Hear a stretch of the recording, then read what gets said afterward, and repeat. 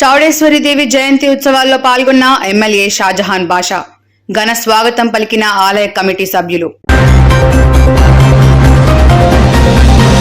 YCP ప్రభుత్వం అవినీతిని వెలికి తీయాలి.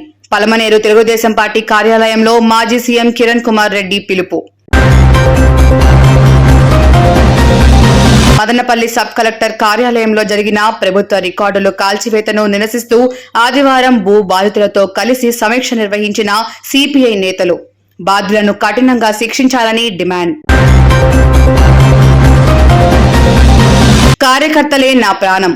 మదనపల్లి నియోజకవర్గ తెలుగుదేశం పార్టీ సర్వసభ్య సమావేశం స్పష్టం చేసిన ఎమ్మెల్యే షాజహాన్ బాషా. ఇక డీటెయిల్స్ చూస్తే మదనపల్లి నియోజకవర్గ తెలుగుదేశం పార్టీ సర్వసభ్య సమావేశం ఆదివారం ఎమ్మెల్యే నివాసం వద్ద నిర్వహించారు. ఈ సమావేశానికి మదనపల్లి నియోజకవర్గ నలుమూలల నుండి పెద్ద సంఖ్యలో తెలుగు తమ్ముళ్లు తరలివచ్చారు. మదనపల్లి టౌన్, నిమ్మలపల్లి, రామసముద్రం, మదనపల్లి రూరల్ కు చెందిన గ్రామ కమిటీ, అనుబంధ కమిటీ సభ్యులు, తెలుగుదేశం పార్టీ కార్యకర్తలు పెద్ద ఎత్తున పాల్గొన్నారు. ఈ సందర్భంగా ఎమ్మెల్యే షాజహాన్ బాషా మాట్లాడుతూ ఆగస్టు 4, 2023న అంగలలో వైసీపీ మూకల దాడులలో పలువురు తెలుగుదేశం పార్టీ కార్యకర్తలు గాయాల పాలయ్యారని, తెలుగుదేశం అధినేత కార్యకర్తలను చూసి కన్నీళ్లు పెట్టుకున్నారని, ర్యాలీగా వెళ్తున్న తెలుగుదేశం అధినేతపై రాళ్లు రువ్వి పలువురు తెలుగుదేశం పార్టీ కార్యకర్తలకు గాయపరిచిన ఘటన నేటికి ఏడాది పూర్తవుతుందని బాధను వ్యక్తం చేశారు. తెలుగుదేశం కార్యకర్తలు తమ గ్రామాలలో అభివృద్ధి పనులు చేపట్టేందుకు ముందుకు రావాలని, కలిసికట్టుగా పనిచేసి నియోజకవర్గాన్ని అభివృద్ధి పదాన నడిపించేందుకు కలిసి రావాలని పిలుపునిచ్చారు. తెలుగుదేశం పార్టీ నాయకులు ఒక్కరేనని, అది చంద్రబాబు నాయకత్వంలోనే అందరూ పనిచేస్తామని, వర్గాలను పక్కన పెట్టి సమీక్షగా పనిచేసి నియోజకవర్గ అభివృద్ధికి తోడ్పాటు అందించాలని అన్నారు. ఈ కార్యక్రమంలో నాదెండ్ల విద్యాసాగర్, నిమ్మలపల్లి మాజీ ఎంపీపీ రెడ్డప్పరెడ్డి, రామసముద్రం మాజీ జెడ్పీటీసీ శివకుమార్, రాజపేట పార్లమెంట్ అధికార ప్రతినిధి ఆర్జే వెంకటేష్, మైనార్టీ నాయకులు ఎస్సీ మస్తాన్, నిమ్మలపల్లి మాజీ ఎంపీపీ పారిజాత మల్లికార్జున్, పార్టీ అధ్యక్షుడు కోట రమణ, రాజన్న, క్లస్టర్ ఇన్ఛార్జ్ చంద్రశేఖర్ నాయుడు, కత్తి లక్ష్మణ, ఎర్రబెల్లి వెంకటరమణారెడ్డి, బిల్డర్ రమణ, డాన్స్ రెడ్డప్ప, మాజీ కౌన్సిలర్లు పులి మహాలక్ష్మి, రాధా, బాబు నాయుడు, రామకృష్ణాచారి, నీలకంఠ, కమలామరి కృష్ణ, నాగూర్వల్లి, ఎస్సీ సెల్ ఉపాధ్యక్షుడు సుధాకర్, సర్పంచ్ ప్రభాకర్, ఎంపీటీసీ దేవేంద్ర, నాయి బ్రాహ్మణ సంఘం మంజునాథ్, షంషీర్, మస్తాన్ రఘుపతి నాయుడు, సాజిద్, జేసీబీ మధు, జీవి నాయుడు, రెడ్డిబు, జాఫర్, మల్లికార్జున్ నాయుడు, గురునాథ్, ప్రభాకర్ పెద్ద సంఖ్యలో తెలుగుదేశం పార్టీ కార్యకర్తలు పాల్గొన్నారు.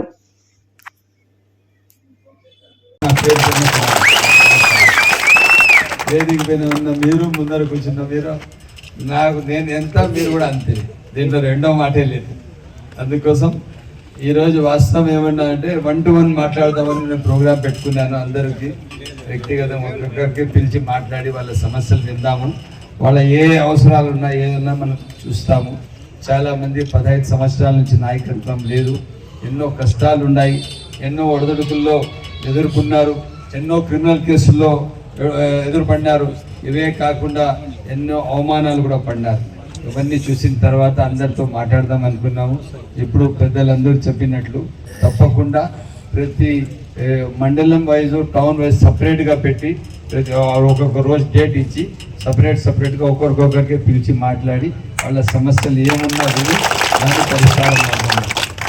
ఈరోజు ఏం రోజు తెలుసా? ఆదివారం, ఆగస్టు 4వ రోజు, 4వ తేదీ. ఇదే రోజు అంగళ్ళలో ఇదే టైంలో మనకు అవమానం జరిగింది. గుర్తుందా మీకు? అంగళ్ళలో ఇదే రోజు ఆగస్టు 4 టైం కూడా ఇదే కరెక్ట్ గా ఇదే టైంలో ఈ టైంలో పెద్ద ఆయన మాట్లాడుతున్నారు, రాళ్ళు వస్తున్నాయి ఆడ నుంచి. వాళ్ళకు బ్యారికేడ్లు అడ్డం వేసి పోలీసులు వాళ్ళు కాపాడుతూ ఉన్నారు. వాళ్ళ రాళ్ళు వాళ్ళు వేసే ప్రతి ఒక్క ఇవి మా మీద వస్తున్నాయి. ఎవరు చక్కు చెదరకుండా మేము రాళ్లకు ఎదుర్కొని అన్ని చేసి పెద్ద ఆయన నిర్భయంగా నిలబడి పెద్దలు చంద్రబాబు నాయుడు గారు మాట్లాడితే ఈ 15 సంవత్సరాల్లో తెలుగుదేశం పార్టీ నాయక కార్యకర్తలందరూ కూడా ఎటువంటి ఇబ్బందులు పడినారో మీతో ముఖాముఖి కార్యక్రమం యాక్చువల్లీ ఆ కార్యక్రమం ఈరోజు అయితే కొన్ని షెడ్యూల్లో అనుకోకుండా టౌన్ లో పూర్తిగా కార్యక్రమాలు ఉండడము ఈ కార్యక్రమానికి లేట్ అయింది.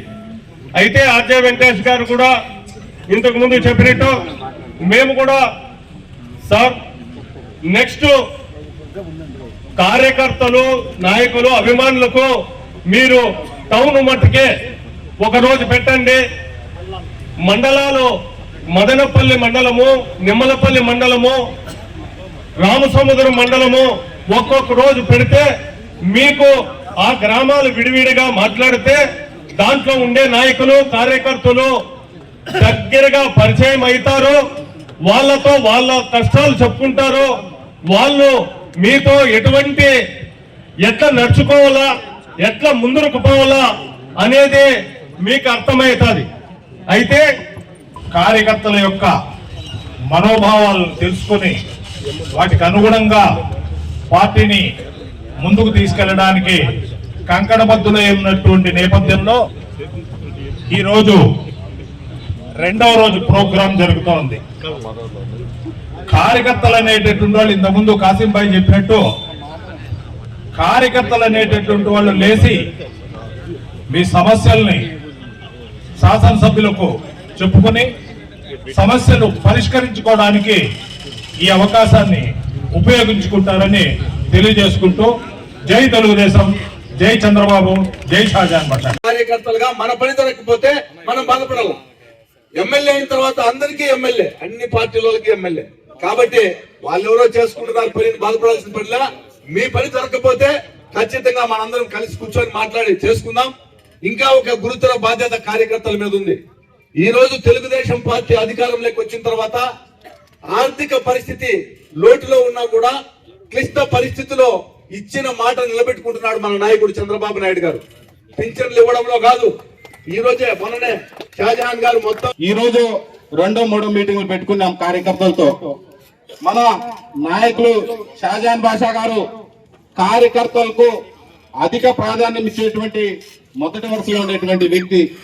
ఈరోజు అన్నకు కూడా ఒక దళితుడుగా కొంత మాట చెప్పాల్సిన బాధ్యత నాకు కూడా ఉంది.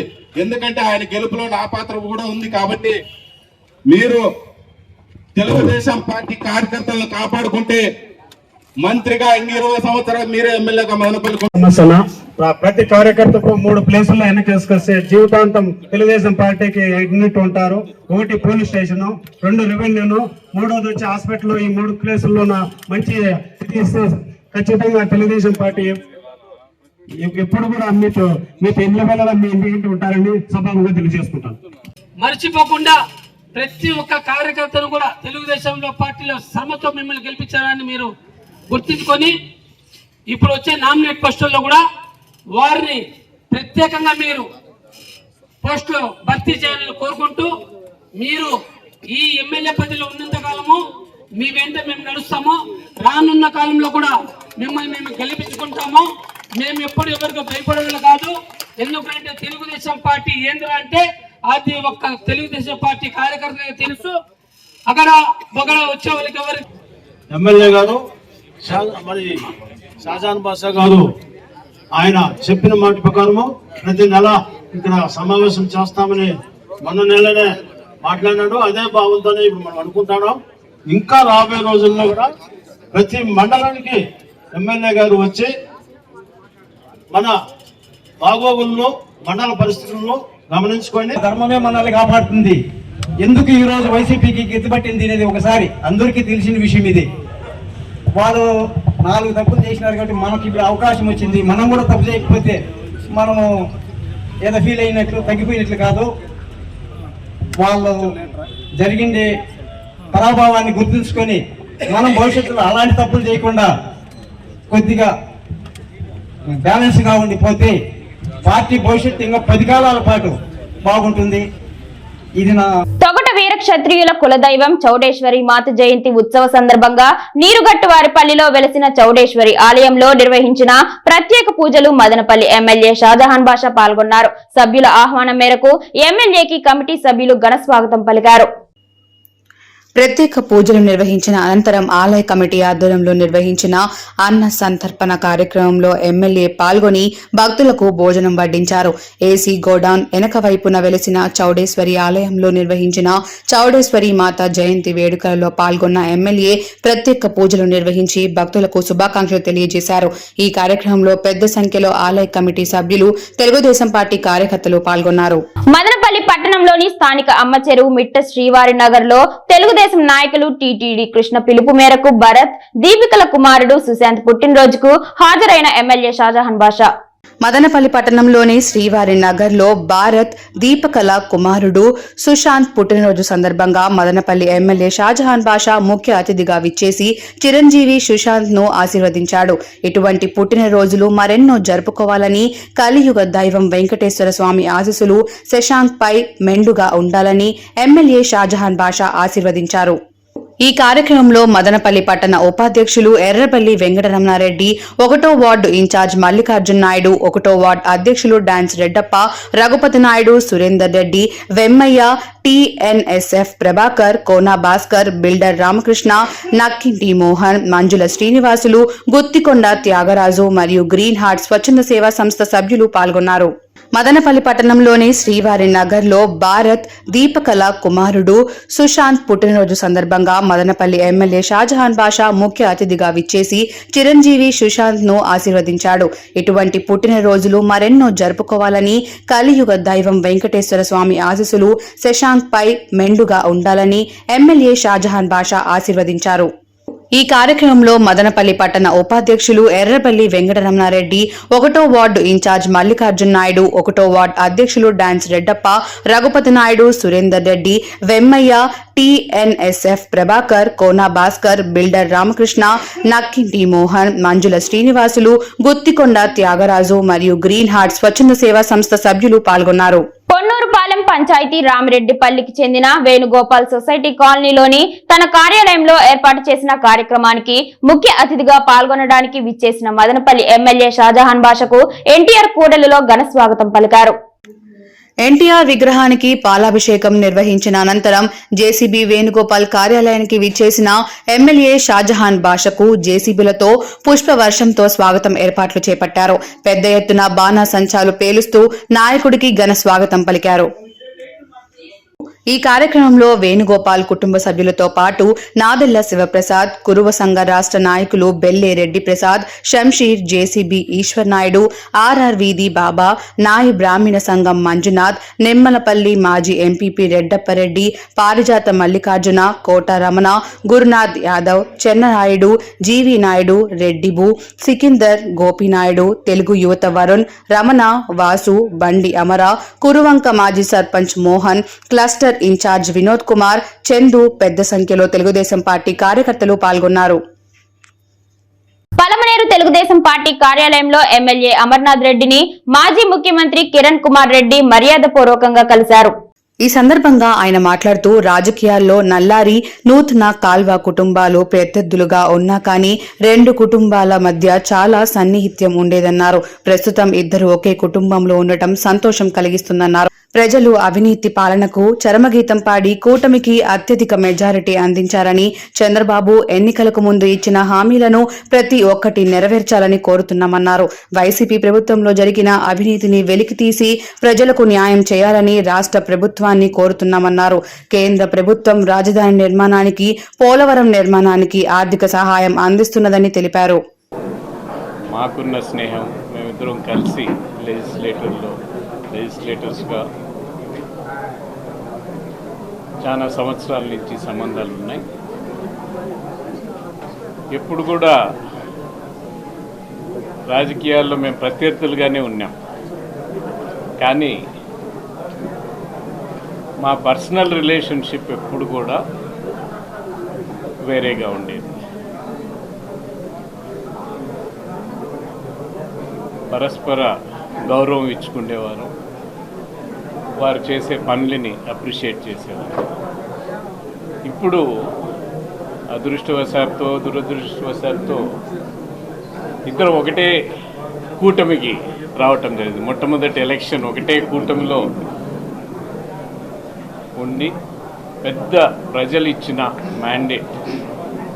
ఆంధ్రప్రదేశ్ రాష్ట్రంలో జరుగుతున్న అవినీతి అరాచక పాలన తిరుమల తిరుపతి దేవస్థానము టేక్ ఓవర్ చేసిందంటే ఎప్పటి నుంచినో పలమనేరు పరిసర ప్రాంతాల వాసుల యొక్క కళ. ఎన్నో సందర్భాల్లో చాలామంది ముఖ్యమంత్రుల దగ్గర ప్రయత్నం చేశాం.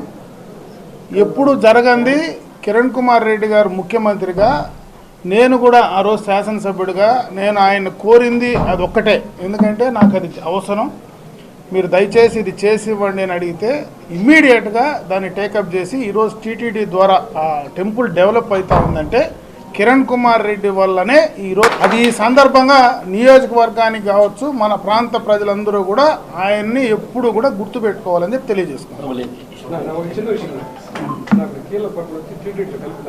చాలా సంతోషంగా గుడి చాలా ప్రాచీనం కలిగిన. రెండోది ఏమంటే డబుల్ రోడ్ లేదు, తప్పనిసరిగా రేపు దాన్ని కూడా, ఎందుకంటే నాట్ ఓన్లీ కీలపట్లే కాదు, అది రింగ్ రోడ్, మళ్ళీ కీలపట్ల నుంచి జరావరపల్లికి వచ్చి మళ్ళీ NHAI కలపడం, ఈ మదనపల్లి రోడ్లో నుంచి ఆ రోడ్డుకి లింకప్ చేసుకోవడానికి అదొక అవకాశం ఉంటుంది. కాబట్టి అది రింగ్ రోడ్గా తీసుకొని దాన్ని డబుల్ రోడ్ చేసే ప్రయత్నం తప్పనిసరిగా భవిష్యత్తులో చేయడానికి ప్రయత్నం జరుగుతుంది. ఇక డీటెయిల్స్ చూస్తే మదనపల్లి సబ్ కలెక్టర్ కార్యాలయంలో జరిగిన ప్రభుత్వ రికార్డుల కాల్చివేతను నిరసిస్తూ ఆదివారం రెవెన్యూ భూ బాధితులతో సిపిఐ ఆధ్వర్యంలో స్థానిక ఎన్టీఆర్ సర్కిల్లోని రాజ్ భవన్ ఫంక్షన్ హాల్ నందు సమావేశాన్ని సిపిఐ జిల్లా కార్యదర్శి పిఎల్ నరసింహులు అధ్యక్షతన నిర్వహించారు. ఈ సందర్భంగా రామకృష్ణ మాట్లాడుతూ రాజకీయ పలుకుబడితో పేద ప్రజల భూములను లాక్కున్నారని, అనేక మంది పెద్దలు తమ భూములను బలవంతంగా లాక్కున్నారని, మా భూములు మాకు ఇప్పించండని మదనపల్లి సబ్ కలెక్టర్ కార్యాలయం చుట్టూ తిరుగుతున్నారని తెలిపారు. రాష్ట్రంలోని 26 జిల్లాలలో భూ అక్రమాలు జరిగినట్లు చాలా మంది బాధితులు మా దృష్టికి తీసుకురావడం జరిగిందని, వీటన్నిటిపై ఇదివరకే సీఎం చంద్రబాబు నాయుడుతో మాట్లాడటం జరిగిందని తెలిపారు. బాధితులకు అండగా సిపిఐ నిలబడుతుందని, రెవెన్యూ భూ బాధితులతో ఈ నెల 20న విజయవాడలో సమావేశం ఏర్పాట్లు చేసి మీ సమస్యలను సీఎం దృష్టికి తీసుకువెళ్లడం జరుగుతుందని తెలిపారు.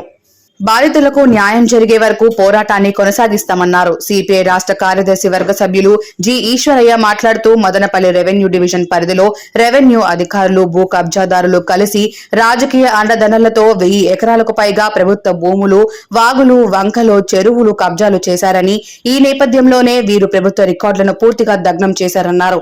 కొంతమంది అవినీతి రెవెన్యూ అధికారుల సహాయంతోనే ప్రభుత్వం భూములను ఆక్రమణకు గురవుతున్నాయని, గతంలో అన్నమయ్య జిల్లా కలెక్టర్ గా పనిచేసిన గిరీష్ పైన విచారణ జరిపించాలన్నారు. రెవెన్యూ ప్రధాన కార్యదర్శి సిసోడియా మదనపల్లి సబ్ కలెక్టర్ కార్యాలయంలో ఒక్కరోజు ఫిర్యాదులు స్వీకరిస్తేనే 500కు పైగా ఫిర్యాదులు వచ్చాయని, రెవెన్యూ డివిజన్ పరిధిలో వేలాది మంది పేదలు కబ్జాదారుల కూరల్లో చిక్కుకున్నారని, వీరందరికీ విముక్తి కలిగించాలన్నారు. భూ బాధితుల సమస్యలు పరిష్కారమయ్యే వరకు సిపిఐ బాధితులకు అండగా ఉంటుందని తెలిపారు. అనంతరం మదనపల్లి పీలేరు నియోజకవర్గంలోని భూ బాధితులు వారి సమస్యలను రామకృష్ణ దృష్టికి తీసుకువచ్చి అర్జీలను సమర్పించారు. ఈ కార్యక్రమం సిపిఐ రాష్ట్ర కార్యవర్గ సభ్యులు రామానాయుడు, సహాయ కార్యదర్శి మహేష్, కార్యవర్గ సభ్యులు కృష్ణప్ప, సాంబశివ, సుధీర్ కుమార్, మనోహర్ రెడ్డి, సుమిత్ర, నియోజకవర్గ కార్యదర్శి కె మురళి, మాధవ్ తదితరులు పాల్గొన్నారు. దాదాపు 40-50 కోట్లు దాని విలువ భూమి. ఆ భూమిని ఆ పక్కనే ఉండే అప్పరా చెరువు అనే ఊళ్ళో ఉండే వాళ్ళకి బినామీ పేర్ల మీద అది అది అడంగల్ రాసి పరిస్థితి. అడంగల్లో రాసి అదంతా ఆక్రమిస్తామంటున్నారు. బద్వేల్ దగ్గర వేలాది ఎకరాలు ఈ రకంగా అక్రమంగా రాసుకున్నారు. కడప జిల్లాలో ఎక్కడ పోయినా అదే పనే. ఇంతకుముందు మన ఈశ్వరయ్య చెప్పాడు, ఆడ రాయచోట్లో కలెక్టర్ ఆఫీస్ దగ్గరే ఆ భూమినే, కలెక్టర్ ఆఫీస్ భూమినే కబ్జా చేస్తున్నారు. వాడు కలెక్టర్ 16 ఎకరాల భూమి కలెక్టర్ ఆఫీస్ దగ్గర కబ్జా చేస్తా ఉంటే కలెక్టర్ ఏమన్నా నిద్రపోతా అన్నాడా? కలెక్టర్ నిద్ర ఎట్లా వస్తుందా నేను అడుగుతా. నీ దగ్గర ఇంత అక్రమం జరుగుతా ఉంటే, కబ్జా జరుగుతా ఉంటే నీకు నిద్ర ఎట్లా వస్తుందా నీకు? పైగా ఇక్కడ మదనపల్లిలో సబ్ కలెక్టర్ ఆఫీస్ లో చాలా ఆశ్చర్యం ఇది. ఇదేంటంటే ఎక్కడ జరిగినది అనుకుంటాను. ఎట్లా జరుగుతుంది? ముందుగానే సీసీ కెమెరాలు బంద్ అయిపోతాయా? సీసీ కెమెరాలు పని చేయకుండా అయిపోతాయి. నువ్వు పెట్రోల్ క్యాన్లు ఆడే ఉంటాయి, అగ్గిపెట్టి ఆడే ఉంటుంది. ఎట్లా కాలిందయ్యా అంటే కరెంటు షార్ట్ సర్క్యూట్ అంటారు. మరి కరెంటు షార్ట్ సర్క్యూట్ అయ్యే ముందుగా సీసీ కెమెరాలు పనిచేయకుండా పోతాయా? తర్వాత పెట్రోల్ క్యాన్ ఎందుకుంది అక్కడ? అగ్గి పెట్టే పెట్రోల్ క్యాన్ అన్ని కూడా చేసుకొని పక్కన బండిగా ఒక వారం రోజుల పాటు సీసీ కెమెరాలు బంద్ చేసి మీరు దానికి అగ్గి పెట్టి పక్క డ్రామా ఆడుతా ఉన్నారు. డ్రామా ఏమంటే అనుక్షణం ప్రజల పక్షం మెన్ అండ్ ఫైవ్ న్యూస్ ఇంతటితో సమాప్తం. తిరిగి రేపటి బులెటిన్ లో మళ్ళీ కలుసుకుందాం. అంతవరకు సెలవు. నమస్కారం.